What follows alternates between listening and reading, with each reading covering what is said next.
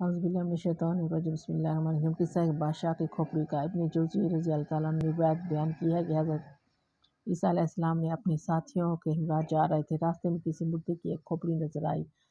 آپ کے ساتھیوں نے درخواست کی کہ اے روح اللہ، آپ اللہ تعالیٰ سے دعا کریں کہ اس کھوپڑی کو قوت گواہی عطا فرما دے اور یہ کھوپڑی گزرے ہوئے عجیب واقعات ہم کو سنا دے، اس سے ہم کو عبرت حاصل ہوگی۔ حضرت عیسیٰ علیہ السلام نے 2 رکعت نماز پڑھی اور اللہ تعالیٰ سے دعا کی۔ آپ کی دعا قبول ہوئی اور کھوپڑی بول اٹھی کہ اے روح اللہ، پوچھے کیا پوچھتے ہیں؟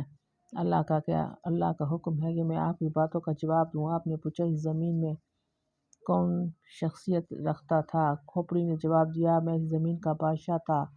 1000 برس زندہ رہا، 1000 اولاد مجھ سے ہوئی، 1000 شہر فتح کیے، 1000 لشکروں کو شکست دی اور 1000 بادشاہوں کو قتل کیا۔ بالآخر اس فاتح زمانے کی موت آئی۔ میں نے اچھی طرح معلوم کر لیا کہ زہد و تقویٰ سے بڑھ کر کوئی دولت نہیں اور حرص و طمع میں ہلاکت ہی ہلاکت ہے، اور اللہ تعالیٰ کی تقدیر پر راضی رہنے میں سب سے بڑی عزت ہے۔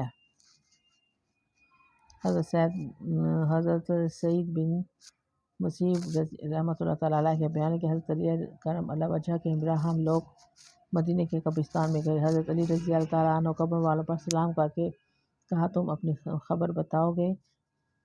ہم بتائیں۔ سعید کہتے ہیں کہ ہم نے وعلیکم السلام کی آواز سنی اور یہ جواب سن کر کہ کوئی کہنے والا یہ کہہ رہا تھا کہ اے امیر المومنین، تو ہم کو خبر دو ہمارے بعد کیا ہوا۔ حضرت علی رضی اللہ تعالیٰ عنہ نے کہا سن لو، تمہاری بیویوں نے شادی کر لی، تمہارے مال بٹ گئے اور تمہاری اولاد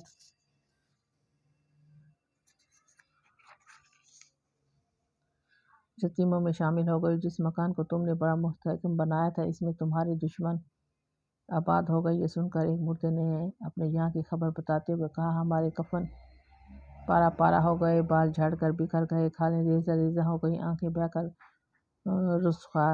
رخسار پر آ گئی اور نتھوں میں سے پیپ بہہ رہی ہے۔ ہم نے کچھ آگے بھیجا، اس کو پایا اور جو پیچھے چھوڑا اس میں نقصان ہوا۔ ہم نے اپنے اعمال ہی کی ممنون کرم پر ہیں۔